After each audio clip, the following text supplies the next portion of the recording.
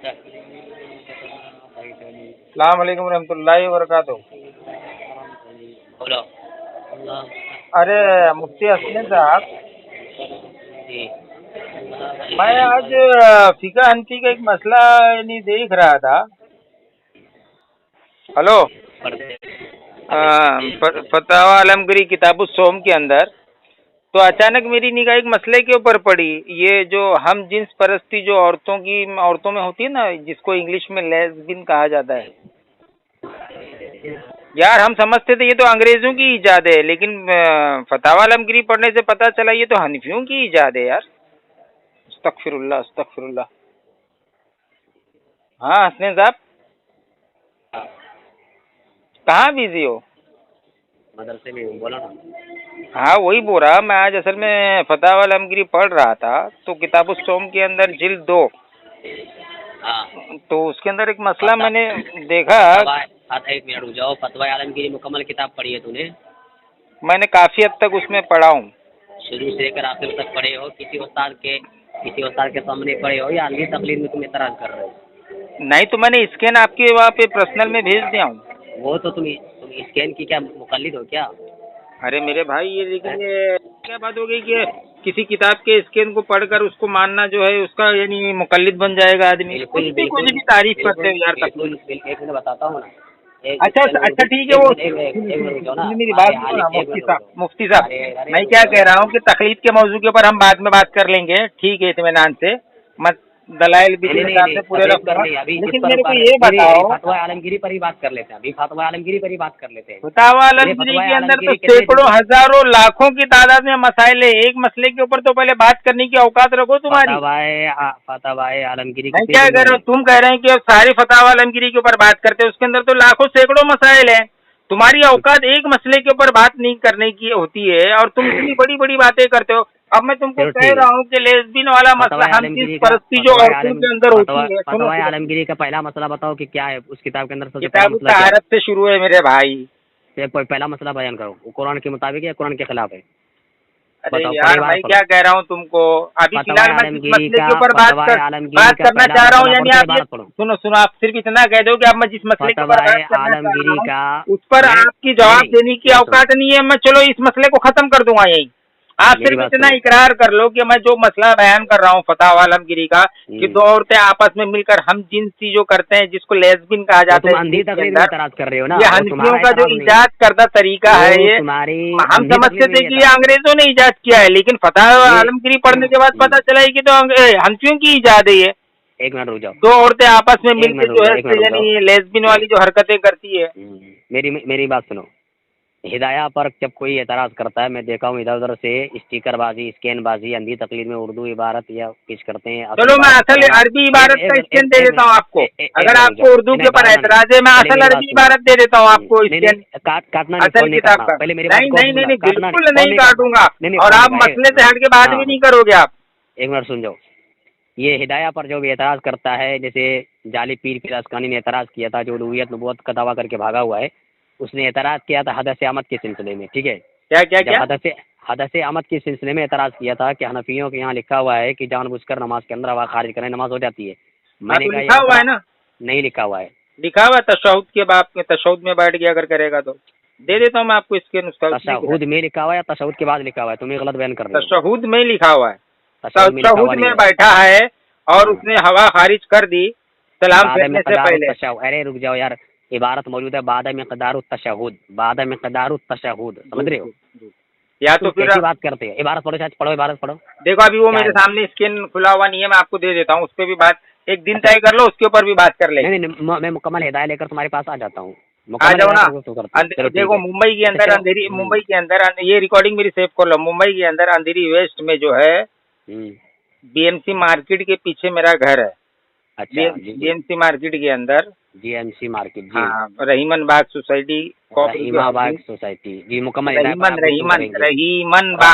बाग। अच्छा, तो मुकम्मल हिदायत पर गुफ्तगू करेंगे। अंधेरी पैराडाइज ये इस्माइल है, मुकम्मल हिदायत पर गुफ्तगू करेंगे। बहुत मुझे बहुत खुशी हुई। अभी फिलहाल फतवा आलमगीरी पर आ जाता हूँ। वो सब ठीक है, आप आ जाना, उस पर बात कर लेना। लेकिन अभी मेरे को फतवा आलमगीरी का ये औरतों के अंदर जो है, मैं इधर उधर से बात नहीं करूंगा ना, जो है इधर उधर से बात नहीं करूंगा। लेस्बियन वाला जो ये मसला ये है, ये कितनी बेगैरत कौम थी यार तुम लोगों की, कि औरतें भी जो है ये नहीं, तुम लोगों ने तो अंग्रेजों को पीछे छोड़ दिया यार।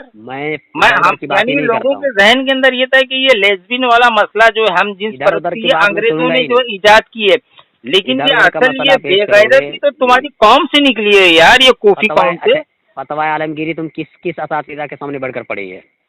अरे मेरे भाई मैं आपको स्कैन अरबी वाला फतावा हिंदिया अरबी में अगर उसका स्कैन चाहिए तो मैं अरबी दे दूंगा, उर्दू चाहिए तो उर्दू दे दूंगा। गौर से सुनो, अगर कुरान की तफसीर यहूदो नसारा अगर कोई यहूदो नसारा अगर कुरान की तफसीर करे तो क्या तुम उसके कुरान की तफसीर के लोगे? तुम इसको साबित कर दो कि ये जो है फतावा आलमगीरी ये हनफी उलमाओं की लिखी हुई नहीं है। मैं जो मसला पेश कर रहा हूँ वो हनफी उलमाओं की लिखी हुई फतावा आलमगीरी के अंदर मौजूद नहीं है। वो सेम स्कैन आपके फुका हनफी के लिखी हुई वो स्कैन मेरे को पेश दो, अगर उसके अंदर वो चीज झूठला साबित हो जाएंगी तो मैं उसी दिन तौबा करके हनफी धर्म को जो है अपना लूंगा। क्या बेटा मेरी बात को समझना भी नहीं चाहते हो? अरे मैं क्यों समझना नहीं चाहता हूँ? आप जो है भागने का रास्ता ढूंढ रहे हो। मुफ्ती हसनैन रहबर रजदी रहमानी हनफी मुकल्लिद देवबंदी साहब, आप भागने का रास्ता ढूंढ रहे हैं। आपकी औकात किसी भी एक मसले के ऊपर हो, यानी आपसे दिफा होता नहीं है फिका हनफी का। आप इतनी बड़ी बड़ी डींगे मारते हैं, इतनी बड़ी डींगे मारते हैं, आखिर में आप जो है के ऊपर कुफ्र का फतवा लगा के गाली दे के भाग जाते हैं। ये आपकी औकात है मुफ्ती हसनैन रहबर रजदी साहब। और नहीं काटना, ठीक है? या तो फिर आप जो है मदरसे का पूरा सामान तोड़ फोड़ कर देते हैं, सामने बैठे हुए बच्चों के ऊपर आप वो गुस्सा निकालते हैं। बेगैरत यानी आप हो यार, कितनी बेगैरत मुफ्ती हो आप। वो कितनी बेगैरत हो सामने आ जाओ, उसके बाद बताता हूँ।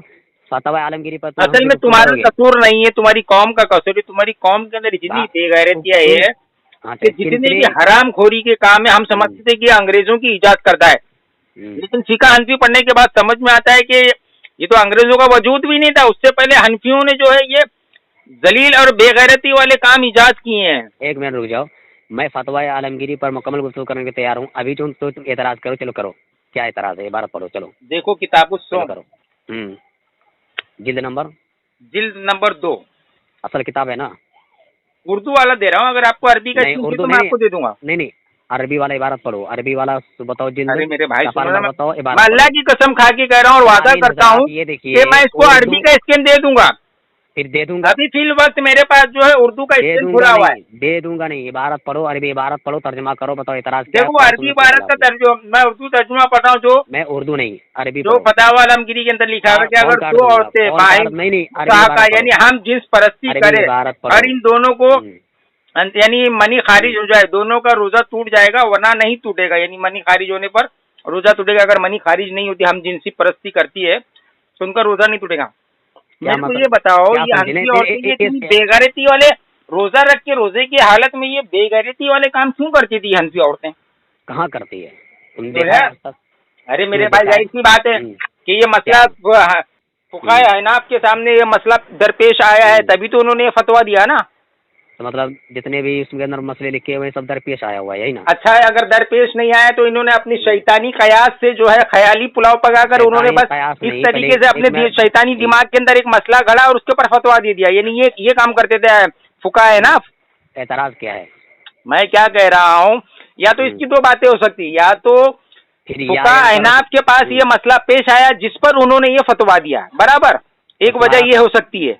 तुम्हारे ये जो वजह है, दूसरी वजह या तो फिर ये हो सकती है कि ये मसला दरपेश नहीं आया, हनफी फुका जो थे बैठे बैठे शैतानी ख्याली पुलाव पकाते थे, इस तरीके के गंदे मसाइल अपने जहनों के अंदर गढ़ लेते थे और इसके ऊपर जो है यानी वो मसला लिखकर इसके ऊपर फतवा दे देते थे। अब बताओ ये दोनों में से कौन सी बात है? इबारत पढ़ो, तर्जुमा करो। इबारत में बताया कि दो औरतें आपस में मिलकर हम जिन्स परस्ती वाली हरकतें करें और रोजे की हालत में अगर उनकी मनी खारिज हो गई तो झूठों पर 1 करोड़ बार लानत रोजा टूट जाएगा, वरना रोजा नहीं टूटेगा। पर 1 करोड़ बार लानत पड़े। तूने इबारत नहीं पढ़ी? ये कौन सी हरकत? मैं उर्दू में पढ़ रहा हूँ, मैं इसका फतावा हिंदिया का अरबी स्कैन चाहिए तो आपको लगा देता हूँ। स्कैन मुझे चाहिए नहीं, इबारत नहीं चाहिए। चलो अभी चलिए, अब ये आपकी हरकतें जो है अब ये अवाम तक पहुंचा रहा हूँ मैं ऑडियो की शक्ल में। तेरी पूरी मुंबई में पहुंचाता हूँ ये तेरी हरकत। सुनो अब आप दूसरे की आपको किस मसले पे बात करना है बोलो, मैं दोबारा फोन करूंगा तो उस मसले पे मैं तैयारी के साथ बात करूंगा। बिल्कुल नहीं, यानी तशहुद के अंदर पाद मारने वाले मसले पे आपको बात करना है? मुकम्मल हिदायत पर गुफ्तगू करूंगा। अरे मेरे भाई तुम्हारी औकात एक मसले पे बात करने की नहीं है, फिर बड़ी बड़ी हाँकते हो कि आप मुकम्मल हिदायत के ऊपर बात करेंगे। तुम इधर उधर मुकम्मल हिदायत और मुकम्मल फतवा आलमगीरी मुसलमान किसी नसरानी को जो है वकील रखकर शराब की तिजारत करे, इस पर भी तो जलील होकर भागे हो तुम हिदायत के इस मसले के ऊपर। मुकम्मल फतवा आलमगीरी पर गुफ्तगू करूंगा, बोलो तुम्हारे पास आ जाऊँ अभी? चलिए ठीक है, अभी फिलहाल तो मैं ये रिकॉर्डिंग अवाम में शेयर करता हूँ। नहीं अभी